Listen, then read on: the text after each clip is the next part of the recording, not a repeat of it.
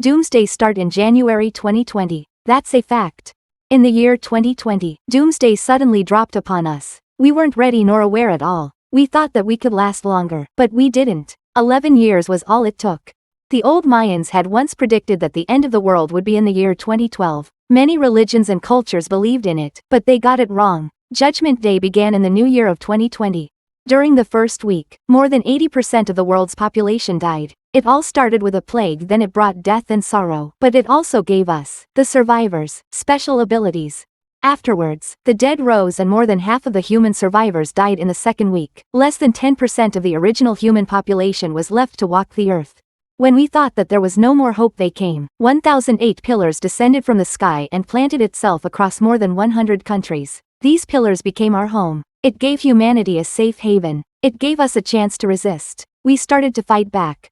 But we were fools. We thought we could actually win, but we only lasted 10 years. All big nations, America, China, Europe, were obliterated in 5 years. After 10 years of constant struggling, we're now standing in one of the last pillars in a small country at the corner of the world. My name is Alex, and this is my final note. They're already here. They're coming closer. The screaming, the heavy trembling steps. Those things took everything from me. All my comrades, my friends, my family, they're all gone. This mysterious ball is the switch to self-destruct this pillar. At the very least, I will bring down all of those bastards with me. Alex hastily wrote on a crumpled old paper when the door tremored. He looked at the glowing ball behind him, and within it, saw his reflection, a weary face. Looking through it, memories from the distant past resurfaced. In the end, there are only regrets. If we only knew what was coming. If we only prepared. If we only, there really is no point when it already came to this. Alex took out a piece of a picture from his pocket. He smiled at it warmly. He held it close to his heart and tears began to fall from his weary face. It's a picture of the past. His family where they were all smiling. Goodbye. The mysterious ball shone blindingly and everything it touched slowly turned to ash. Everything was white, but then, a figure floated in front of Alex. He squinted and tried to recognize the person in front of him, but it was just a blurry gray figure. Alex, the human race has failed. You are given one last chance. Don't waste it. Alex roared as if he was being crushed by a 100-meter waterfall bearing down on him trying to flatten him, but then the pressure disappeared, and everything became black. Talking, laughing, the smell of a long missed delicacy. He slowly opened his eyes and the big rectangular box with moving pictures played an old comedy movie he had used to watch a lot. Looking down, the white mug filled with brown liquid on top of the table formed a vapor rising into the air. He dumbfoundedly stared at the TV. It had been years since the doomsday started and after it began, all electronic devices weren't working. Alex looked around and saw the bookshelves towering in the corner and the computer sitting on top of a desk beside the shelf. The TV on the wall, the glass table in front of him, the couch he was sitting on. Everything felt familiar as if these were things he had in the past. He then came to a realization. How do you like your coffee this time? Does it have enough milk in it? He was startled and blinked several times at the woman from his distant past smiling at him. He couldn't believe what he was seeing. Then, high-pitched giggling sounded as the wooden floors thudded because of the two little kids running around. Mommy, we are gonna be late for school. Okay, let's go. Daddy, we are going first. The woman chuckled and left with the two little girls. Alex's words were stuck in his throat. He tried to remember the memories stored away in the far corners of his mind, but before he even got to say a word, his wife and two daughters already rushed out of the house. He wanted to speak, but no words came out. He couldn't even move his body. Everything, all of this, felt like a dream to him. He stared blankly at the TV screen for what seemed an eternity and finally calmed down. He switched to a news channel with a newscaster reporting about the weather. On the lower corner of the screen, it showed the date. December 1st, 2019. It was 30 days before the end of days started. He tried to make sense of what just happened before everything went dark. He recalled the blast, the gray figure, and the message. Alex finally realized that he just got reincarnated and now he got a second chance. With eyes full of determination, he stood up and clenched his fist. This time, things will be different. Alex counted the remaining days, 30 days left before society collapses. Looking around, the house was still and everything felt surreal to him. The last 11 years had changed him a lot. The news channel took a break and changed into a commercial. A beautiful celebrity appeared advertising her beauty products. He had met this woman a few years after the doomsday and she was nothing compared to what she is now. Later on, she had become one of the leading figures in the fight against the monsters. But just like everyone else, it didn't end well for her. The 30 days he has doesn't seem to be enough, but it's all the time he has. He sat on the couch and held his head. He tried to calm down and remember all the things he had experienced, the last 11 years, until the life he had before the plague. Alex, 36 years old, an Indonesian citizen living in a beautiful country consisted of hundreds of islands. He wasn't born into a rich family, but his childhood was quite decent. His parents worked hard to have him finish his more than 10 years of study in Australia. When he returned to Indonesia, he met his wife Devita and got married. He started his own architecture firm and later turned into a real estate developer. His company employed more than 300 workers. However, in Indonesia, it still counted as a small-sized company. Nevertheless, in his age, he could be considered a successful entrepreneur. He was quiet, smart and a hard worker. He has 2 daughters, 12-year-old Tiffany and 7-year-old Tiara, both of whom were still in primary school. They're the joys of his life. As he tried to remember the beginning, his heartbeat raced at what had occurred to his family. When the plague started, his older daughter Tiffany caught the disease. They went to the nearest hospital. She was given antibiotics, but nothing worked. The doctors had never faced this type of disease before, even the whole world. Hence, a day after the plague, he lost Tiffany. There was no time for a proper funeral and then the world began to descend in chaos. A few days later, the dead rose up and started attacking the living. He lost his wife and his other daughter. He failed to keep his duty as the pillar of the family. Madness took over him and began to slaughter those abominations. He kept getting stronger and stronger until one day, he found a new purpose. His life turned its wheels as he became one of the commanders of the Alliance. Now, his top priority is to save his eldest daughter. He had heard in his previous life that there might be a way to save his daughter. This was actually the one and only way, but even though it wasn't conclusive, he would take the risk to retrieve it, no matter the cost. When the doomsday started, the survivors exhibited an increase in their physical prowess. As days passed, the continuous struggle with the undead made some survivors lift vehicles, run blazingly fast, and even resist bullets with just their bodies. There were also some lucky individuals, around 1 in every 10,000 survivors, that received a unique special ability. Unfortunately, he was not one of these lucky individuals, so Alex was inclined to believe that the same thing would happen this time. As he looked into the mirror, his appearance, his face, everything was the same 11 years ago, but even though his body's the same, his mentality and experience were vastly different. Alex grabbed a notebook and a pen. He started to plan the best way to spend the next 30 days before the end of days starts. Resources, equipment, men and of course, a location for a survival base. The first few weeks, after the plague started, would be the hardest. The doomsday pillars, a total of 1,008 pillars, would not come down until the 100th day. Although he knew the locations of over 100 different pillars, he had already decided which one would be his first base. One of the 5 pillars that would descend in Indonesia, the one where he had stayed the most in his previous life. The doomsday pillar that showed up in one of the most famous islands in the world. The Island of Gods, Bali. The Island of Gods, Bali, located in the east of Java Island, 5,400 square kilometers big, around 10 times the size of Singapore. In the holiday seasons, such as this December, the population would reach up to 5 million people. Bali was famous worldwide for the spectacular landscape of the island, the beaches and the hospitality of the inhabitants. The well-known title of the Island of Gods was not just for tourist promotion. The history of the island still had a lot of mysteries left unsolved. The hundreds of relics and temples left throughout history made this island also known as the Island of 100 Temples. One of the reasons Alex decided to once again use this island as his base was because of these relics and temples. Once after the Earth's top scientists researched the markings and technology of the pillars, they would soon find lots of similarities to the markings and engravings of the Earth's oldest relics. Similar to the underground cities found in Turkey, the labyrinth in Egypt, underwater ruins in Japan, Stonehenge in England and many more. After the appearance of the Doomsday Pillars, all of these relics and ruins would start to activate. In his past life's experiences, the survivors in Bali found and acquired relics from 3 locations throughout Bali. This time Alex planned to acquire them.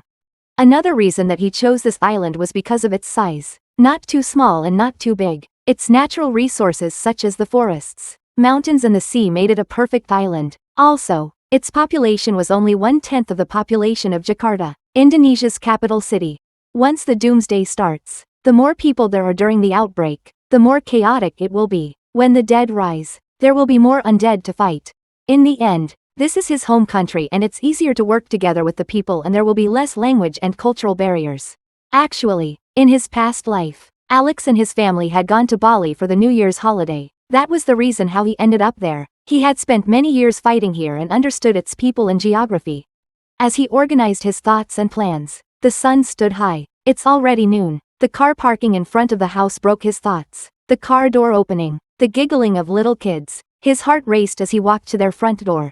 With shaking hands, he grabbed the doorknob, still hoping that everything isn't a dream. He closed his eyes and slowly opened the door. The laughter of his daughters and wife were getting stronger. He opened his eyes and their bright smiling faces welcomed him. It isn't a dream. Everything is real. His eyes welled up and walked towards them with shaking steps. He hugged the three of them. I really missed you, Daddy. You're so weird today. Alex cherished this moment. He tried to hold up his tears as he enjoyed their warmth, smell, everything. He stopped what he was doing and spent time with his family till late in the night. After dinner, he informed them the family vacation this year would be starting early. He also decided to bring the whole big family together to Bali. He had already bought the tickets and the whole family would go in 3 days. That night, after reading books to his daughters and tugged them in bed, he walked into his room. His wife was sitting on the bed while checking emails. He stared at her, wanting to tell everything he knew, but he knew he shouldn't. He must keep this secret, at least for now. As he laid next to her, his wife said, "What's wrong, Daddy? I'm worried. Did something bad happen? In the next few days, I will be doing some strange things. I hope you can listen and believe in me. Everything's going to be fine. It has to be. I'll make sure of it." Davida simply smiled and talked about her day. As time passed, Alex began to feel drowsy. His mind felt at ease. It was like he never really slept in the last 10 years. All the worries of tomorrow, he said in his heart. Not tonight. The next day, Alex checked his to-do list. It did look like a shopping list. 100 hectares of land in Bali, building materials, equipment, vehicles, medical supplies, lots of food and weapons. The last one would be tricky since weapons were very hard to find in Indonesia. To prepare all these things he needed a large amount of money, and he needed it fast. Because even if he had the money ready, he needed time to prepare. Today, Alex went to his office. He needed lots of people to build his base. Fortunately, he owned a development company, and where else could he find better people than in his own company? His own people. He actually knew most of them really well, and some had worked with him for more than 10 years. Some from the very start. Alex called all of his managers, finance managers, construction managers, project managers, and human resource managers. Honestly, his last 10 years of doomsday experience somehow made him barely remember who all of these people are. But these people were all he had. He told them his decision to start a new development project in Bali. He gathered all his other employees and made the announcement. With the new development project in Bali, he would stop all projects and gave them 2 choices. The first choice was to join the Bali project and immediately move there with their family, or to resign and receive 2 years of salary in advance. All employees needed to make a decision by tomorrow and prepare to move in 5 days. With these choices, it would somehow separate the employees who only worked for the money and the ones who trusted him. His next agenda was to sell all of his assets. So he called Nina, his finance manager. Nina was his most trusted manager ever since the first year of the company. In fact, he had known her for a few years before that. All of his company's assets could be counted at 120 billion rupiah, Indonesian currency, around $10 million US dollar. He worked tears and sweat to get the company to its current stage. But in the end, he decisively sold all of the company's assets right away. With its abrupt selling, he would get at most $6 million. But the $1 million was something he could take right away. As for the rest, it would take a week or 2. Any longer than that would be pointless. After all, when the end of days comes, this money would be just a paper. So in a way, he still would get a bargain.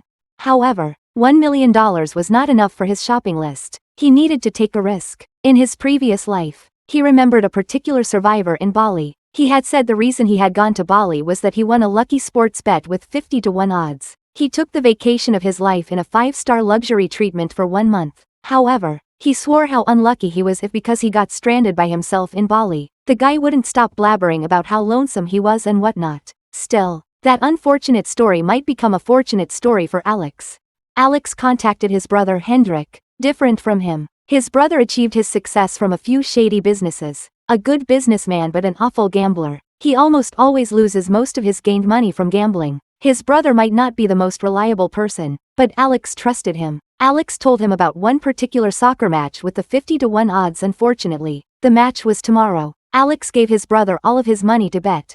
What the? Are you serious? I know some way to bet this kind of money without raising suspicion. But are you sure this team will win? 50 to 1 is not a number randomly made. It almost guarantees the opponent will lose. If that team did lose, then everything would go down the drain. However, in the end, Alex had to take the risk. He didn't have the time. Alex left the money to his brother. The following day, he got two good news. The first was out of 300 or more employees. Around 200 of them decided to go to Bali, and the second good news, of course, was about the money. His brother went to his house and told the news. It really was true. His money multiplied to $50 million. Alex then purchased a ticket for his brother and told him how important it is to come to Bali. Now, Alex had $50 million on hand and another $5 million from his company in a week or two. Now it's shopping time. The third day passed. Only 27 days left. Until doomsday. The plague was not the only cause of panic and chaos. On New Year, a massive storm covered the earth. Lightning, thunders, ran wild through the skies that it created an electromagnetic pulse and fried all electrical equipment around the world. Cars crashing onto one another. Airplanes falling down from the sky. TV, mobile phones. It even stopped and rendered all the satellites in the orbit useless. All communication was severed. These created mass panic and chaos. Only a few governments around the world managed to regain control of their country after a few weeks. Time was short. Tomorrow, he planned to fly to Bali, but there were still some affairs Alex needed to prepare before he left Jakarta. Alex called for another meeting and began giving out orders. Rina, his human resource manager, had a background in psychology. Her current job was to prepare the transition of all 200 employees and their families moving to Bali. She would prepare them to be moved to a temporary lodging before the base is ready. Tony, his construction manager, had a background in engineering. He would be in charge in buying and delivering the list of construction materials, equipment, and tools Alex needed to build the base. This list was comparable to the project development of a small city. The tools itself were enough to keep 2,000 workers busy. Lastly, once everyone was gone, Alex had a private meeting with Nina. He listed the things they needed one by one and made her face pale. The first list was food. Lots of foods, but all of them were oddly a combination of canned goods and packages of dry food. The amount was enough for 10,000 people to consume for more than a year. This would not be hard to get, but its sheer amount was the problem. It would take 30 trucks to deliver all of it. The second list was medical supplies, antibiotics, antiseptics, alcohol, vitamins, and bandages. The third list was gardening tools and seeds, which also included a few sets of hydroponic gardens. The fourth list was general necessities like blankets, plain clothes, camping gear, all in huge numbers. But on the fifth list was where it started to become more complicated. Solar panels, power generators, water purifications, gas masks, radio transmitters. And then, the list of weapons, knives, hatchets, axes, and even a flamethrower. This list finally pushed Nina's panic button. Although she completely trusted Alex, she had to make her objection. Don't you think this list is a bit excessive? Yes, you are right. The flamethrower may be a little hard to get, but I think they sell just about anything online these days. I'm sure you can find it somewhere. I don't mean just about the flamethrower. I mean, are we really building a real estate project or are we preparing for World War III? Alex just smiled. He knew it would be very hard to explain it to her. She's not stupid, of course. I really need you to trust me on this. At the moment, I really can't say anything about this. But I really need you to know that this is very important. Actually, I still have a few more things that will be more tricky to find. I need a few unique vehicles and boats. He realized that some of these items might not survive the electromagnetic pulse, but Alex knew there was a way that could counter an EMP surge. Lastly, it's important for you to send all these items in a few batches separately. We don't bring any unnecessary attention. I also need you to send them to 2 different locations. Nina was speechless, but she still followed Alex's requests. She asked, I never knew that our company has assets in Bali. Where should I send all of this to? About the location. I actually am just about to see and buy them when I visit Bali tomorrow. I will give you the information later. I really am worried, Nina said as a headache was about to hit her. It was evening in Jakarta. In a luxury suite of a 5-star hotel, a middle-aged man was sitting half naked on a bed. His scarred muscular body displayed itself proudly despite him being in his 40s. A few bottles sat next to him with its content emptied and a naked beautiful woman was sleeping on the other side of the bed. Even though there were pleasurable things waiting for him, his attention was set to the TV. The news was reporting an incident that had happened a few days ago. A police operation had gone wrong. The DENSUS 88, an Indonesian police special forces similar to SWAT in the United States, had ended up killing an innocent civilian during the crossfire in the middle of a mission to eradicate a terrorist cell. Although they had successfully terminated 11 terrorist members, the police also had a casualty of 2 police members. The half-naked guy watching the news knew both of the deceased police members pretty well. In fact, he was their trainer and their superior. His name was Rico, Indonesian Police Brigadier General, the lowest rank of a general, but comparing him to the other generals, he was the youngest to ever achieve this rank, a rising star in the police department. Although the government praised his successful mission and the president personally giving him a reward, he never cared for them. He only thought of the lost lives and losing his subordinates.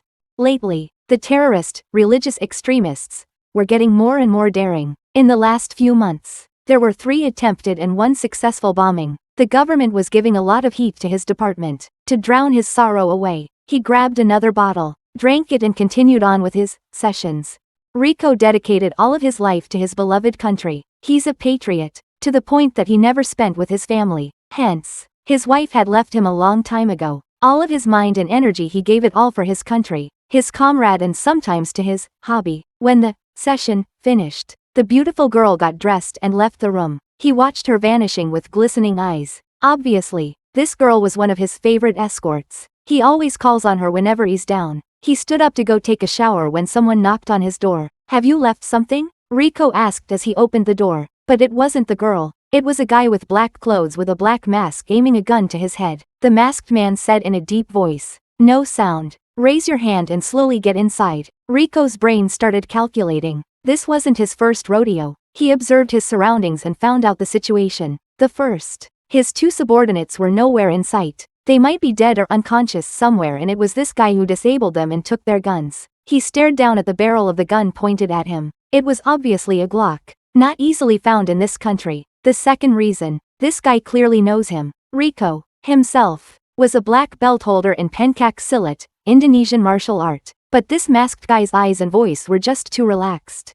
They went inside the suite and the masked guy sat at the chair, near the table, while Rico sat on the bed. The masked guy said, "Don't worry, General Rico. I am here just to talk. Actually, I came here to help you. I want to be your friend. If you really want to be my friend, what is with the mask and gun? I can't be too careful these days, General, but you got a point," said the masked man as he put the gun down on the table and took off his mask. Rico's eyes twitched trying to remember this man's face. A face that looked like your ordinary family man looked at Rico. But this man's casual smile, relaxed eyes, the aura this man was giving off was something not to be looked down upon. Rico could tell that this man was extremely dangerous, as if there was no difference if this man held a gun or not.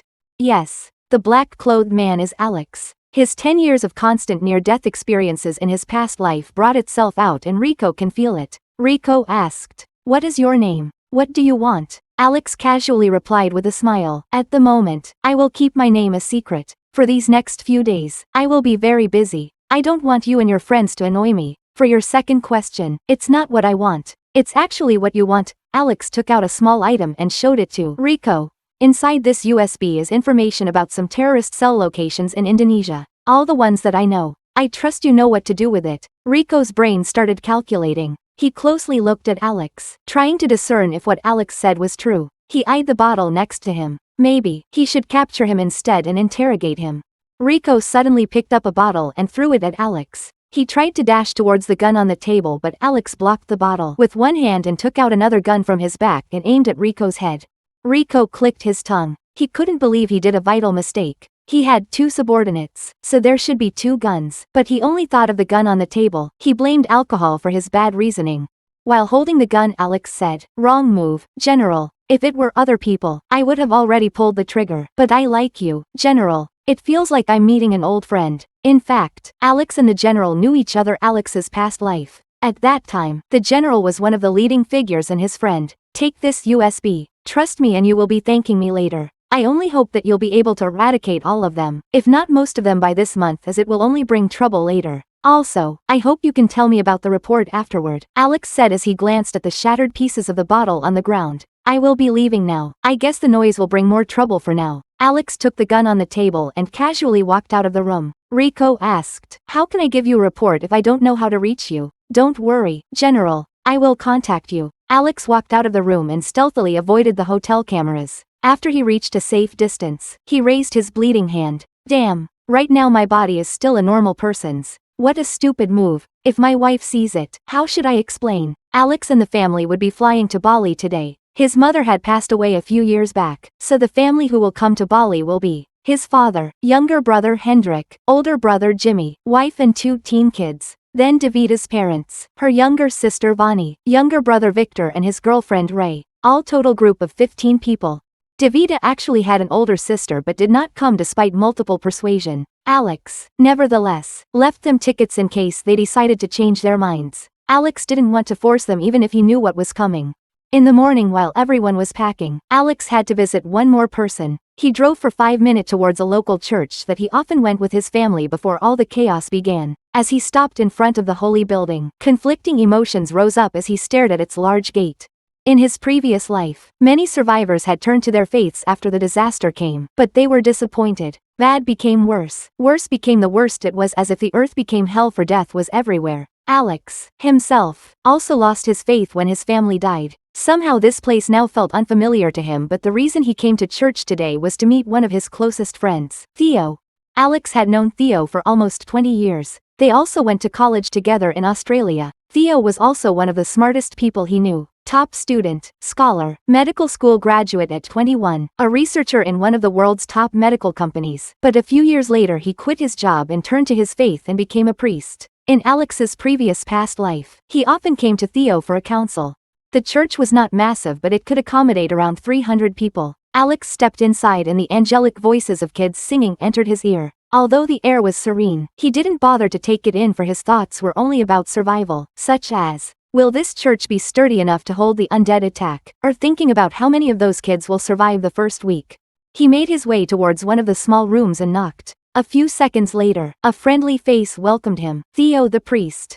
A tall skinny guy in his 30s led Alex into the room and picked up a fresh brew of tea. Alex, try one of these. It's a fresh tea from the mountain and it's good for your health. Alex simply sat as Theo went on about tea and amongst many other things. Alex had always admired him. Theo was the type of person who always finds joy in everything he does. It may have been 10 years since Alex last met Theo and Theo only a week, but Alex couldn't help but feel weird.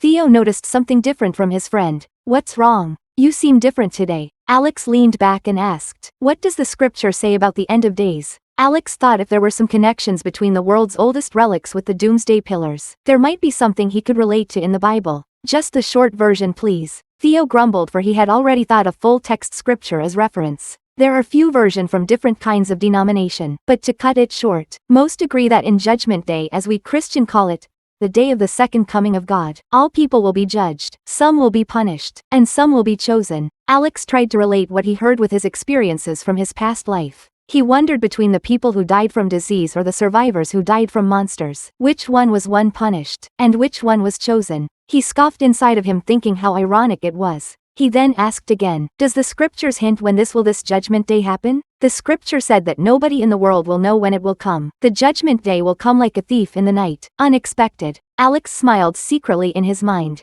He knew when it will happen. It's in 26 days. Alex stood up, ending the discussion. Normally he would argue with Theo for hours, but time is short, so he gave Theo a ticket to Bali dating a few days before the end of the month. Alex did his best to have Theo come with him. He even promised that he would do large charitable work for the church if Theo comes.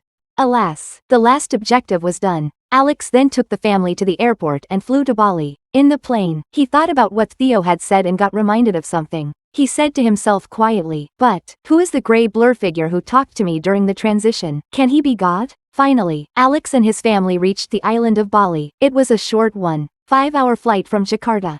It was evening and they first checked in at a hotel. They then went to a famous seafood site near the beach, enjoyed its local special cuisine for dinner. Even though it's a holiday season and the place was packed with people, his family enjoyed the lively atmosphere while Alex took a beer and tried to enjoy the last few days of peace with his family. The next day, Alex left the hotel. He booked a rental car and took his brother Hendrik with him to find a place to start his base.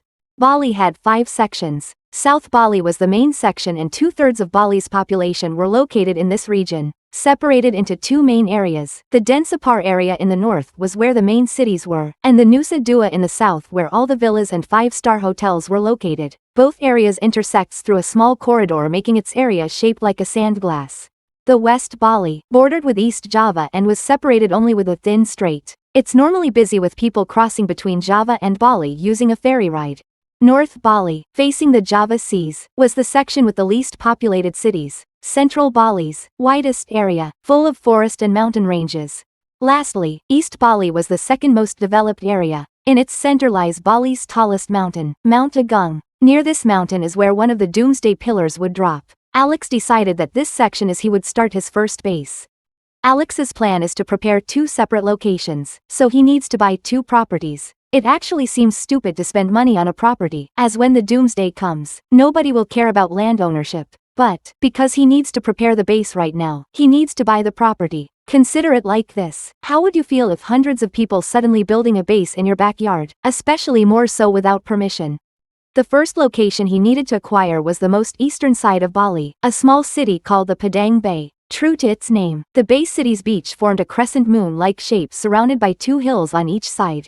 There was about 50 small and medium-sized boats resting on the docks. On one side of the beach, a huge port stretched out 100 meters to the sea. One of the ferries on the port were loading vehicles and supplies. The port was a hub connecting Bali Island with the other islands in the east. The city center had around 1,000 houses, many restaurants and cafes, and there were also quite a few inns and hotels. Port cities tend to have many visitors and workers from another city. Alex already knew which property to buy and already made an appointment beforehand. It's an elegant villa with a combination of traditional and Mediterranean design. It faced the city and the bay, making whoever sits there feel like the overlord of the area. In its surroundings, 40 guest houses were placed that could accommodate up to 300 guests. Alex planned to put all his employees and family in this villa. Alex met with the owner and sealed the deal with simplicity. Since the owner was in big debt and Alex was willing to pay the market price and also settle his debt, the owner accepted immediately and handed over the land. The deal had cost Alex $5 million, but that deal included the villa compound and extra land about the size of 2 soccer fields. He's basically now owner the whole hill. The villa in the Bay City would serve as a staging area for all survivors before they get sent to the second location, the main base. Now that the first location already settled, Alex contacted Nina and asked her to start placing the supplies to this place. The second location, however, will be a bit more complicated. He would need to go see the Bay City's mayor for his plan to succeed. Luckily, a few hours after he purchased the villa, the mayor received news of a person who bought a prestigious villa in his city and contacted him. Alex had become some kind of a big shot in his eyes. It's no secret that many Indonesian officials were corrupt. This mayor named Randy was no different. Alex hated dealing with these types of people, but he needed the mayor's help. They met within the day, and as soon as Alex sat down in the mayor's office, he got straight to the point. He opened up a bag full of money, which made the mayor's eyes shine. As the mayor was about to grab the money, Alex took it back first and raised 2 fingers. "Before I give you this money, I need to accomplish 2 things with your help." The mayor calmed himself and listened attentively to Alex. "Of course, what kind of help?" "First, I need people to settle in this region and develop a project in this city. Second, I need to purchase more land in the north of Bay City. For both of these requests, I need a lot of people." The mayor, with eyes on the bag of money, smiled and said, "All of that is possible, sir. How many people do you need? 50? 100? Alex raised 2 fingers again. 200? 2,000 people. Awkward smile. The meeting with the mayor actually took a few hours. Alex prepared a lot of tasks and the mayor was very supportive with the right motivation, of course. The mayor assembled some of his staff to be briefed by Alex. For the first 2,000 workers, Alex planned for them to be builders, so he required all to be male with a minimum age requirement of 18 years old. They will be provided with 5 times their normal salary, but the job would be massive. There will be a minimum break and they would need to stay on site. Of course, all food and lodgings will be provided. Alex also required a few hundred farmers to plow the field. It was best if Alex could prepare the farm right away. Next was a group of mechanics and engineers. Alex needed at least 50 people. He offered them a year's salary in advance if they can start right away. Lastly, Alex gave the mayor a list of names. There were 50 names in this list. 10 of them were underlined as important. The person's physical characteristics were also written to find them easily. The task was to find detailed information about the names in the list, their location and current activity. When Alex wrote the list, he became lost in thought for a few seconds. These names were people from Bali whom he had gotten close with in his past life. They had unfortunately met their demise, but this time, Alex planned to change their fates. Another day has passed. It's now day 6. There are only 24 days left to prepare. This morning, Bay City became more crowded. Alex's team of 200 workers and their 300 families, a total of 500 people, arrived in Bay City. Alex gathered a group of people for a breakfast meeting in the villa's hall. The villa was still running as a service hotel, hence, there were 30 people still working. Alex decided to keep their jobs, especially the kitchen staff. He planned to add more people to the kitchen. The plan was to involve the families of his workers. This morning for breakfast, the group's table was laid down with porridge, fried rice, fried chicken, sausages, toast, and cereals. It's actually a standard hotel breakfast, but he knew that in a few months, people will kill each other just to sit in this kind of table. In this table were his managers and his brother Hendrik all sitting together. Alex gave his brother a task to coordinate between his team and the mayor's office, and then he briefed the team about the development of 2 locations, one in the villa and the other up north. With the detailed map provided by the mayor's office, Alex already charted out the second location. Some of these areas were still owned by the government, but with enough incentives, they could start building right away. Alex talked to his managers about the recruitments of 2,000 plus workers. Then he asked Nina about the ready supplies and the ones still on the way. Alex planned to deliver all of the supplies in Bay City and keep 1/10 of it, and then the rest would be sent to the second location. When he was about to hand out more tasks, he noticed the confusion on the faces of his managers. All of his employees who had already arrived in Bali were all committed to following his new project, but this was the first time they learned some of the details of his plans. The massive recruitment, the choice of location, the supplies prepared, murmuring and whispering started to let out between his managers. I know this might be confusing for all of you. Currently, I can only say that this development will be the most important work we will ever do. I hope you can trust me. I will explain it later. Alex then continued handing out the tasks. Rena will be in charge of profiling all workers and their families. She will also need to jot down the ones with supervising experience. Aka, one of his project managers, will be in charge of renovating the villa, building parameters around the hill, setting up supply tents and turning the villa hall into a command center. He was also given detailed tasks in organizing the mechanics and engineers. After giving each managers their respective tasks, Alex took Tony, the construction manager, along with 2 other project managers and a few local workers for a trip up north. There were also a few government workers provided by the mayor to help him. Alex recognized one of them. His name was Benny, the mayor's right-hand man. Alex remembered Benny in his past life. Benny was actually quite known in the first year of the plague but never showed himself again after. He probably had died quietly early. It's time to go to the next location. Alex brought with him a big bag full of diving equipment and climbing gear. He placed this equipment in one of the cars and then all 4 cars drove north. It was actually only 18 kilometers away from Bay City, but because of the underdeveloped road, the ups and downs of the hills, sharp turns, the trip took them more than 2 hours.